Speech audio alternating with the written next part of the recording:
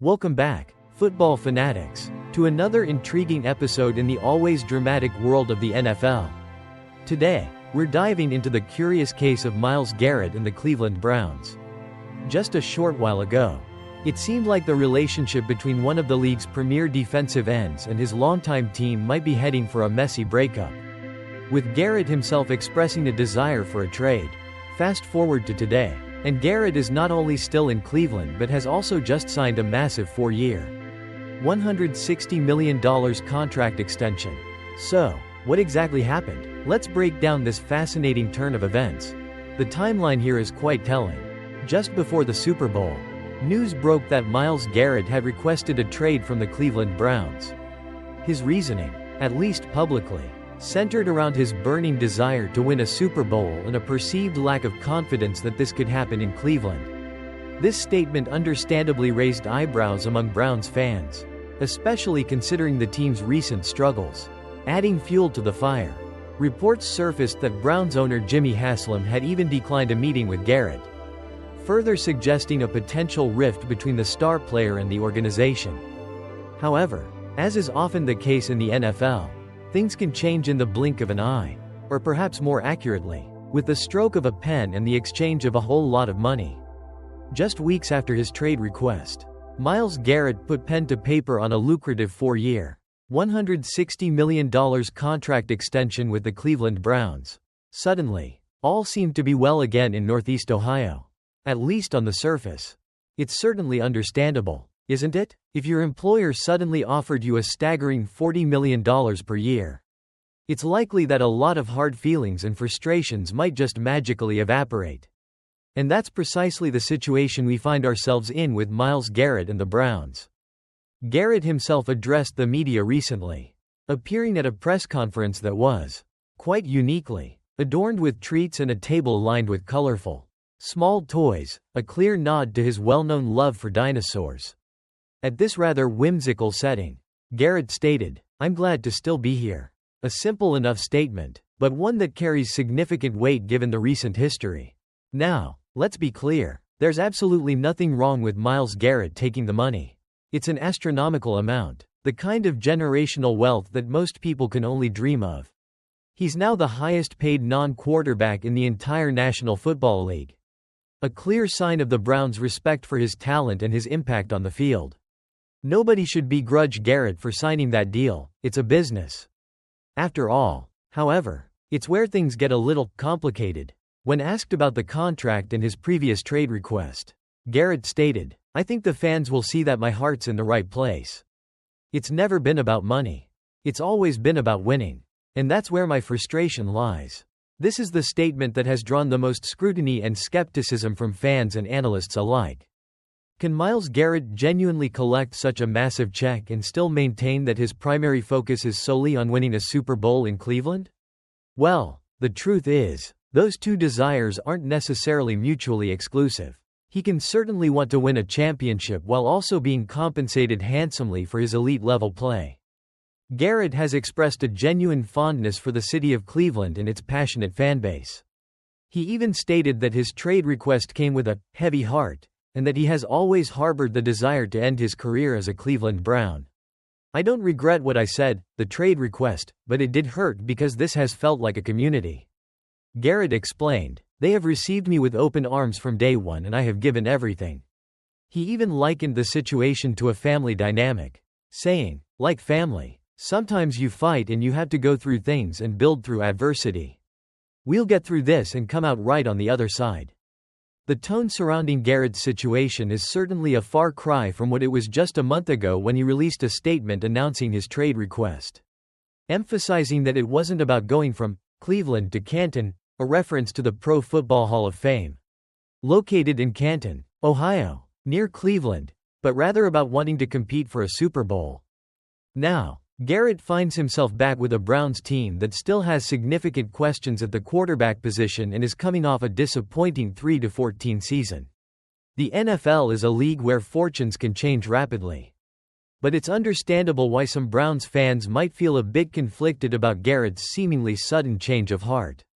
While Garrett himself believes there are no fences he needs to mend with the fanbase, It remains to be seen how all Browns supporters will truly feel. Garrett reiterated his long-standing goal, from day one. "I've always said I wanted to bring a championship to Northeast Ohio. That hasn't changed," he asserted. "That's still my stance. I'm just going to continue to turn those opinions around. Or reinforce those opinions. By going out and doing what I've always done. Going out and making plays. Being a great teammate. Great leader." Garrett also suggested that his trade request and the subsequent contract extension might actually lead to a more productive dialogue within the organization about how to finally transform the Browns into a consistent winner. "I had some frustration," Garrett admitted. "I feel like that helped us grow and have conversations that were difficult but needed to be had." There's no denying that Myles Garrett is the undisputed face of the Cleveland Browns franchise. On the field, he is an absolute force, consistently ranking among the league's best pass rushers and firmly on a trajectory towards the Pro Football Hall of Fame. From a cynical perspective, it's easy to view this entire saga as being solely about the money. But that might be an oversimplification. Garrett clearly takes immense pride in his craft and his performance. As he himself stated, "If it's about the money, I could just pack it up and not give my best effort. But I plan to be the best person possible in this locker room. Be the best leader possible. As well as dominating on Sundays, Mondays and Thursdays." This suggests a genuine commitment beyond just his paycheck. However, there have been reports in the past that might raise some questions. According to The Athletic, Garrett has reportedly been frequently late to the team facility and has skipped mandatory team activities on multiple occasions.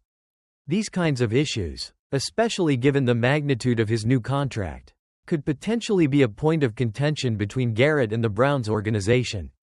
Looking ahead, Garrett's current contract is set to expire when he reaches the age of 33. While it's possible he could play for another team before his career concludes, for the time being, he and the Cleveland Browns are firmly linked. As Garrett himself concluded, "Staying here, it wasn't like I had to be roped into it. This is a home. This is my home. I feel like at the end of the day we have to make the best decisions for ourselves. And how can we turn this into a winner?" That final question is the one that Browns fans have been asking for decades. And they'll be hoping that with Myles Garrett now locked in for the foreseeable future, the answer is finally within reach. Remember right before the Super Bowl when Myles Garrett was hinting pretty strongly that he wanted a trade from the Cleveland Browns? He said some things about wanting to win and not being sure if that could happen in Cleveland. Well, fast forward a bit, and Garrett has signed a massive 4-year, $160 million contract extension with the Browns. Funny how things work out, isn't it? Now, Garrett is saying he's happy to be back. And at a recent press conference, complete with a table full of dinosaur toys, a nod to his hobby, he stated that it's always been about winning for him, not the money. He acknowledged the skepticism around that, saying, "I think the fans will see that my heart's in the right place. It's never been about money. It's always been about winning. And that's where my frustration lies." Look, nobody can blame Garrett for taking that kind of money. He's now the highest paid non-quarterback in NFL history. That's a sign of respect. And it's hard to turn down that kind of security. But it's also understandable why some fans might raise an eyebrow when he says it was never about the contract, especially after publicly requesting a trade. Garrett insists his trade request came with a heavy heart and that he's always wanted to end his career in Cleveland. He even compared the situation to a family fight, saying, "Like family, sometimes you fight and you have to go through things and build through adversity. We'll get through this and come out right on the other side." The Browns are coming off a rough 3-14 season and still have some major questions at quarterback. So, you can see why Garrett might have been frustrated. He's an elite talent who wants to compete for a Super Bowl. He believes he can still do that in Cleveland, even after that tough season. Interestingly, there was a report that Garrett has been frequently late to the team facility and has missed some mandatory activities. That might be another point of contention between him and the Browns. Ultimately, Garrett is back in Cleveland. He's got a massive new contract. And he's saying all the right things about wanting to win. Only time will tell if his actions on and off the field will truly convince everyone that his heart is in the right place and that it really is about bringing a championship to Northeast Ohio.